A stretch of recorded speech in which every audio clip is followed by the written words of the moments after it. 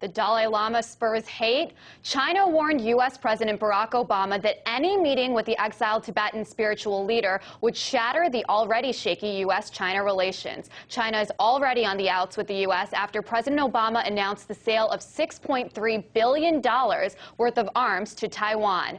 Well, joining me to talk about China's warning to the U.S. is investigative journalist Webster Tarpley. Webster, thanks so much for joining me. So first of all, normally it's the United States that threatens or imposes sanctions on other countries, but now it seems like the reverse might be happening. Is this the beginning of a new era in the world, or maybe more specifically between the United States and China? The Chinese may sanction an entire array of U.S. aerospace companies, starting with Boeing, Northrop Grumman, many others. But I think there's a big picture.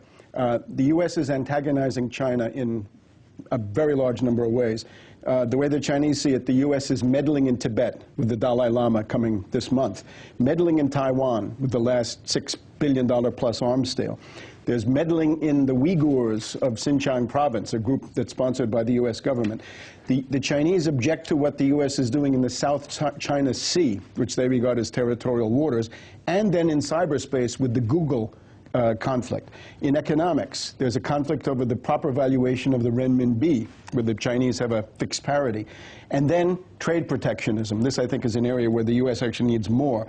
But then we get into the multilateral areas, and this is where it gets thorny and hard to control. On Copenhagen, the U.S. and the British resent the Chinese for blocking this idea of a world carbon dictatorship, which would have been used then to strangle the development of China, India, and a bunch of others. And then we get to the real hotspot, I think, which is the Gulf and Iran. And I would point everybody to the speech given by Secretary Clinton in Paris last week at the École Militaire, where she basically says to China, you have the following choice. You should vote for sanctions against Iran. That will mean 10% of your oil may be cut off, $80 billion in deals, and your main hope of having a safe and secure overland pipeline through Iran, that'll go out the window. And if you don't, Israel may be unleashed. They may attack Iran, and that may close the Straits of Hormuz. Right. And at that point, you'll lose 1/3 of your oil. So they think they've got the Chinese in a bind. Got it. And so you say, the United States is maybe provoking China, but it seems like this is a turning point here in U.S.-Chinese relationships, and possibly for the world, that that China is starting to threaten the United States. I mean, how is this going to? What does the future look like? Will the United States have to start consulting China before they make big decisions like who to sell arms to? Well, it's only a threat if you assume that the U.S. is going to be economically stagnant in the current form. The U.S. elite right now is obsessed with the idea that China is overtaking the U.S. And, well, they might, because they are. They're now the largest exporter in the world. They're going to pass Japan to become the second largest economy in the world. The question for the U.S. is, are you going to rely on economic warfare and fomenting conflict in the Gulf with Iran as a gambit, fomenting conflict between China and India, or do you take the rational view, which is to say, let's have a peace race of economic development? Just a couple of points. The Chinese are building 20 nuclear reactors. The U.S. is lucky to build 1. The U.S. wants to keep up, build 20, build 40.